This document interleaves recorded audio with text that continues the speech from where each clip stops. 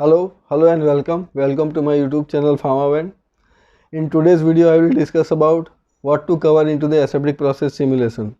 So we are doing aseptic process simulation, also known as media fill, when we are doing aseptic manufacturing as a part of injectable manufacturing. So let us understand what should be covered as a part of aseptic process simulation. First is about duration of your filling run. So how long you are running your filling operation into the routine process. You have to continue your media fill to that extent, to that best possible or maximum possible extent which you are going to simulate during your or which you are going to perform during your routine filling operations. You have to cover that. The specific reason is to cover the operator fatigues. So as operator keep on working, for example 2 hours, 3 hours, 5 hours, 6 hours into the aseptic area, then their practices will get impacted. As a human will get tired. So how it is impacting the media fills as a part of process that we have to simulate. Apart from that, whatever the aseptic connections we are doing, whatever the aseptic assembling we are doing as a part of our filling operation has to be simulated into the media fill.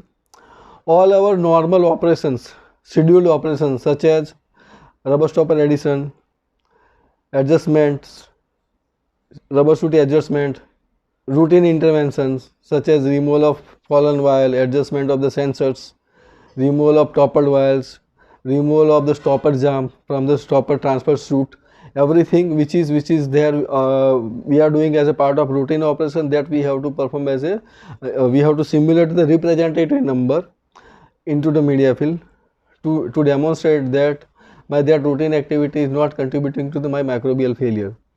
If the product is lyophilized, we have to simulate the lyophilization process, not as a, we don't have to freeze the media, we don't have to apply high level of vacuum, but we have to simulate all the activities and intervention as a part of lyophilizer loading, lyophilizer unloading, what we are doing as a part of routine lyophilization process. We may have to hold the vials inside the lyophilizer, we have to perform certain pulses, vacuum pulses. We have to simulate the nitrogen purging inside the lyophilizer, same as we are doing for the product, but we don't have to freeze the lyophilizer, or we don't have to apply any deep vacuum, so that media will be stuck into the system, which is very difficult to get then removed or sterilized. As a lyophilization, as then number of persons, we have to simulate the number of operators, supervisors, microbiologists during a media fill process, and the person should be performing the specific task which they are going to perform during the routine operations. The simulated number of persons and simulated number of activities by each person, each technician, each microbiologist has to be simulated into the media fill.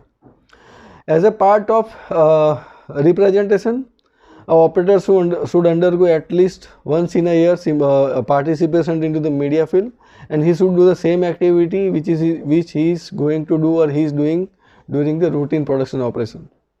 So that we have to simulate into the media fill. Any non-routine intervention such as sensor replacement, machine breakdown, which is not occur routinely, it occurs once in a while. Such non-routine intervention has to be simulated into the media fill for the representative number. This is how we can best design our media fill operations. Coming to the persons who are authorized to work into the aseptic process or aseptic manufacturing, all the persons who are required to act or do certain activity during the aseptic manufacturing, aseptic filling, they have to participate into the scheduled routine media fills. If they have not done that specific activity into the media fill, they may not be able to perform that activity into the routine process. So this is very important to simulate the activities during the media fill. About the container sizes and line speed, whatever we are using routinely at a part of process during routine manufacturing, we have to simulate those line speed. If we are running at a lower speed, at higher speed, that has to be simulated.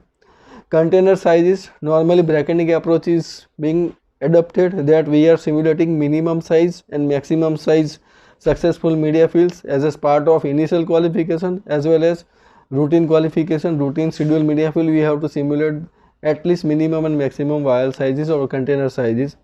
Other approaches can be used based on our own justification. Guidance allows that we have to have a bracketing approach, and our hours should simulate as closely as possible to the routine operations. So hope this small video will be helpful for you to understand how you can design your media fill process as a part of routine or as a part of media fill simulation to comply with the aseptic manufacturing requirements. Hope this will be helpful. Thank you very much for watching my video.